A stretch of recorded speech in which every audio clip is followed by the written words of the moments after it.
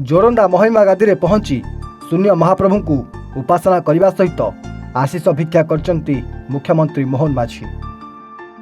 मुख्यमंत्री जोरंदा हाईस्कल पड़िया स्वतंत्र हेलिकप्टर ओह्लैवा पर पत्नी सहित प्रथमे धोनी मंदिर जाई प्रार्थना करथिले।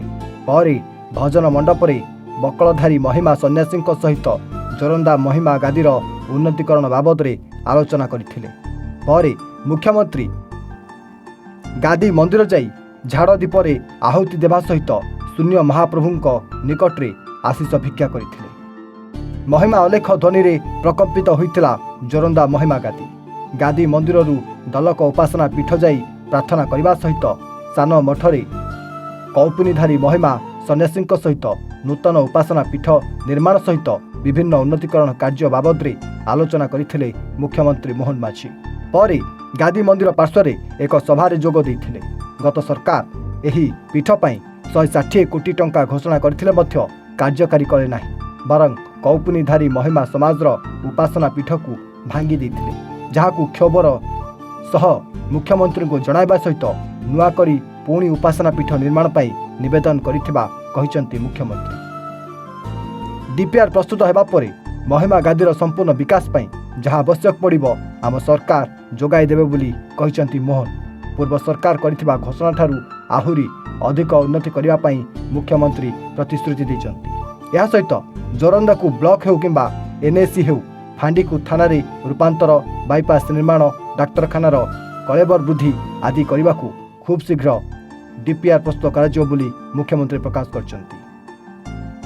जोगाण और खाउटी कल्याण मंत्री कृष्णचंद्र पात्र, सांसद श्री रुद्रनारायण पाणी, कामाख्यानगर विधायक शत्रुघ्न जेना, हिंदोल विधायिका श्रीमती सीमाराणी नायक, बकलधारी महिमा समाजर बाबा नित्यानंद दास, कौपुनीधारी महिमा समाजर बाबा रघुनाथ दास, बाबा सुशांत दास, अनाम दास, बाबा अभिनाथ दास प्रभुत उपस्थित थिले। जिलापाल श्री सोमेश कुमार उपाध्याय मध्य धन्यवाद देथिले। महिमा महाप्रभुंकर 152तम माघ प्रभु पूर्णिमा उत्सव जहाँ माघ मेला बोली कहुए से चली आज चतुर्थ दिवस। आज ओडिशार मुख्यमंत्री यही मेला दर्शन करने आसी साधुमान सहित साक्षात करने को आसी। प्रथमे धोनी मंदिर में घियाहुति करागला, सेठ तांकर मंगल पाई प्रभु प्रार्थना करागला। धोनी मंदिर आसिक भजन मंडप रे बाबा मान को साक्षात कले, सुख दुख भल मंद सब बुझिले। महिमा गादीर उन्नति हम किभली भाव में महिमा प्रभुंकर भव्य गादी मंदिर निर्माण हम एवं यार पारिपार्श्विक जहाँ सब अच्छी पार्श्ववर्ती कार्यक्रम जहाँ सब रही सब हम। ता छड़ा पुष्करिणी आलोक एठी बस स्टाण्ड आमर जो चिकित्सालय अच्छी तार संप्रसारण ये सब बड़ बड़ कम सब केमती हम। पूर्व सरकार से चेष्टा करथिले किंतु तांकर समय नथिला, सरकार चलीगला। ये सरकार ताकू संपूर्ण भाव में दृष्टि देवे बोली मुख्यमंत्री आशा प्रकाश कले, विश्वास आमर रहिला। आ तांकर जो प्रतिश्रुति देले नुआ करी से आरंभ करेंगे और सबू कम करेंगे। से तो विगत कथा से संपर्क आलोचना करके लाभ किसी हम नहीं। आम सबुआड़े बुझी सारी ओबीसीसी नहीं, ओबीसीसी एमडी सहित कथबार्ता होकर सब बुझीचु से आउ लाभ हेनी। यहाँ पुनर्बार आउ थे एस्टिमेट आउ थे आरंभ हो। अलेख महिमा शरण बाबा सुशांत दास कौपुनीधारी महिमा समाज संपादक। आमर प्रिय मुख्यमंत्री मान्यवर मोहन चरण माझी हठात प्रोग्राम महिमा गादी की बहुत सम्मति की आश्चर्यित कारण आम भी कई विषय अवगत नी मुख्यमंत्री को प्रोग्राम हो। काली जितेबाला संध्या 5टा बेलू कलेक्टर फोन कले आमर सोमेश कुमार उपाध्याय कहले बाबा काली माननीय मुख्यमंत्री प्रोग्राम हो हठात कहीदेला हो जाऊँ ठीक अच्छे। आसिले आमर जो जो उपासना पीठ गुड़ाक जावा कथा परिदर्शन कले आमर धोनी मंदिर, भजन मंडप, नीतिघर, गादी मंदिर, उपासना पीठ, ज्योति मंदिर, कौपुनीधारी महिमा समाज सभा मंडप बुली आसी लास्ट आमर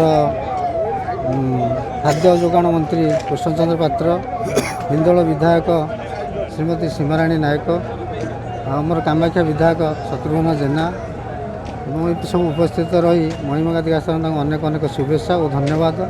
जहाँ एत वर्ष पर କୌଣସି କଡ଼ନ ନଥାଇ ଆସିକି ଆମ ଗହଣରେ ଆମର ମାନ୍ୟବର ମୁଖ୍ୟମନ୍ତ୍ରୀ ପାଖରେ ପହଞ୍ଚି ପାରିଲେ। ଆମ ମହିମା ଧର୍ମ ସାଧୁ ସନ୍ଥ ତରଫରୁ ଅଶେଷ ଧନ୍ୟବାଦ ଏବଂ ଅନେକ ଆଶୀର୍ବାଦ। ଏମିତି ରାଜନୀତି ତାଙ୍କର ସୁଦୃଢ଼ ହେଉ। ଅଲେଖ ମହିମା ଶରଣ।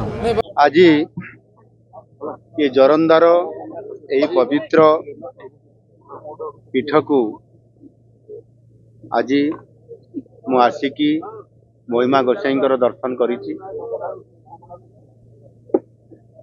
ଏବଂ ଯାହା ମହିମା ଗୋସାଇଙ୍କ ଦ୍ୱାରା ସ୍ଥାପିତ ମହିମା ଧର୍ମ ଆଜି ବିଶ୍ୱ ଶାନ୍ତି ପାଇଁ ସର୍ବମୟ ସମନ୍ୱୟ ଏବଂ ଶାନ୍ତିପୂର୍ଣ୍ଣ ଅବସ୍ଥାନ ପାଇଁ ଯେଭଳି ଭାବରେ ପ୍ରଚାର କରୁଛନ୍ତି ଏବଂ ଏ ଆଧ୍ୟାତ୍ମିକ ପୀଠ ହିସାବରେ ନିଶ୍ଚିତ ଭାବରେ ବହୁ ଦିନରୁ ମଧ୍ୟ ମୁଁ ଆସିବାର ମୋର ଅଭିପ୍ରାୟ ଥିଲା ଏବଂ ଆଜି ସୌଭାଗ୍ୟ ଆଜି ମୁଁ ଓଡ଼ିଶାର ଦାୟିତ୍ୱ ନେଲା ପରେ ଆଜି ମୁଁ ଏଠି ଆସିକି ଏ ପୀଠରେ ଦର୍ଶନ କରିବା ସହିତ ଏଠି ଲୋକଙ୍କ ସହିତ ଭକ୍ତଙ୍କ ସହିତ ଏବଂ ସର୍ବୋପରି ସାଧୁ ସନ୍ଥ ବାବାଙ୍କ ସହିତ ଆଜି ମିଶିବାର ସୁଯୋଗ ମିଳିଲା। ନିଶ୍ଚିତ ଭାବରେ ଇଏ ଜୋରନ୍ଦାର ବିକାଶ କେମିତି ହେବ ଏବଂ ବିଶେଷ କରିକି ଏଇ ଯେଉଁ ଆମର ରହିଲା ଆମର ଜୋରନ୍ଦା ପୀଠ ଏବଂ ତା ସହିତ ମହିମା ଗାଦିର ଉନ୍ନତି ଗତ ସରକାର ଘୋଷଣା କରିଥିଲେ କିନ୍ତୁ ବାସ୍ତବିକ ତାହା କୌଣସି ପ୍ରକାରର କାର୍ଯ୍ୟକାରୀ କଲେ ନାହିଁ ଏବଂ କିଛି ଅନୁଷ୍ଠାନକୁ ମଧ୍ୟ ଭାଙ୍ଗି ଦେଇଛନ୍ତି। ବାବାଙ୍କ ଭିତରେ ମଧ୍ୟ ଆଜି ବହୁତ କ୍ଷୋଭର କଥା ଶୁଣିବା ପାଇଁ ମିଳିଛି ଏବଂ ପୁନରୁତ୍ଥାନ କରିବା ପାଇଁ ନୂଆ କରି ଗଢ଼ି ତୋଳିବା ପାଇଁ ମଧ୍ୟ ଅନୁରୋଧ କରିଛନ୍ତି। ନିଶ୍ଚିତ ଭାବରେ ମୁଁ ଡିପିଆର୍ କରିବା ପାଇଁ ଜିଲ୍ଲାପାଳଙ୍କୁ ଦାୟିତ୍ୱ ଦେଇଛି। ସେ ଡିପିଆର୍ କରିବେ ଏବଂ ସେହି ଅନୁସାରେ ଏହାକୁ ସମ୍ପୂର୍ଣ୍ଣ ଭାବରେ ଏହାର କିଭଳି ଭାବରେ ପୁନର୍ସ୍ଥାପିତ ହୋଇପାରିବ ଏବଂ ଷ୍ଟ୍ରେଙ୍ଗଥେନ୍ ହେବ ତା ସହିତ ମଧ୍ୟ ସୌନ୍ଦର୍ଯ୍ୟକରଣ କରାଯାଇପାରିବ ସେଥିପାଇଁ ଅର୍ଥର ଅଭାବ ନାହିଁ। ନିଶ୍ଚିତ ଭାବରେ ଡିପିଆର୍ ଅନୁସାରେ ଅର୍ଥ ମଧ୍ୟ ପ୍ରଦାନ କରାଯିବ। ତା ସହିତ ମଧ୍ୟ ଇଏ ଜୋରନ୍ଦା କପିଳାସ ଏ ଅଞ୍ଚଳର ବିକାଶ କରିବା ପାଇଁ ମଧ୍ୟ ଆଜି ଅନେକ କଥା ଏ ଅଞ୍ଚଳର ଗ୍ରାମବାସୀ ଏବଂ ଭକ୍ତମାନେ ମଧ୍ୟ ମୋତେ ଦାବି କରିଛନ୍ତି ମୋ ଠାରେ। ସେଥିପାଇଁ ନିଶ୍ଚିତ ଭାବରେ ବ୍ଲକ ହେଇପାରେ NSC ହେଇପାରେ ଏଠି ଫାଣ୍ଡିକୁ ଥାନା କରିବା ପାଇଁ ଦାବି କରିଛନ୍ତି ଏବଂ ଏଠି ବାଇପାସ୍ କରିବା ପାଇଁ ମଧ୍ୟ ଦାବି କରିଛନ୍ତି ଏବଂ ବିଶେଷ କରିକି ଏଠି ପାଣିର ବ୍ୟବସ୍ଥା ହେଇଛି ଆହୁରି ପର୍ଯ୍ୟାପ୍ତ କରିବା ପାଇଁ ରାସ୍ତାକୁ ଅଧିକ ଡେଭଲପ୍ କରିବା ପାଇଁ ଯେଉଁ କଥା ହେଇଛି ତାହା ଉପରେ ଏଠି ଫୋକସ୍ କରାଯିବ ଏବଂ ସ୍ୱତନ୍ତ୍ର ଭାବରେ ପୁରୀ ସହିତ ଯେଉଁ ଜୋରନ୍ଦାକୁ ଯୋଡ଼ା ଯାଉଛି ଏଠି ଭକ୍ତମାନେ ଏଠୁ ପୁରୀ ଯିବେ ପୁରୀରୁ ଏଠି ଆସିବେ। ସରକାର ବସ୍ର ବ୍ୟବସ୍ଥା କରିଛନ୍ତି ଆମ ସରକାର ଏହାକୁ ଆହୁରି ଅଧିକ ବସ୍ର ଆବଶ୍ୟକତା ଅଛି। ଇଏ ସମସ୍ତକୁ ଦେଖିଲା ପରେ ଏହାର ଗୋଟିଏ ଡିଟେଲ ପ୍ରୋଜେକ୍ଟ ରିପୋର୍ଟ ବନା ହେଉଛି ଏବଂ ଡିଟେଲ ପ୍ରୋଜେକ୍ଟ ରିପୋର୍ଟ ବା DPR ଆସିଲା ପରେ ଆମ ସରକାର ତାକୁ ଟେକଅପ୍ କରିବେ। କାମାକ୍ଷାନଗରରୁ ଅକ୍ଷୟ କୁମାର ନନ୍ଦଙ୍କ ରିପୋର୍ଟ, ଏවන් ଓଡ଼ିଶା।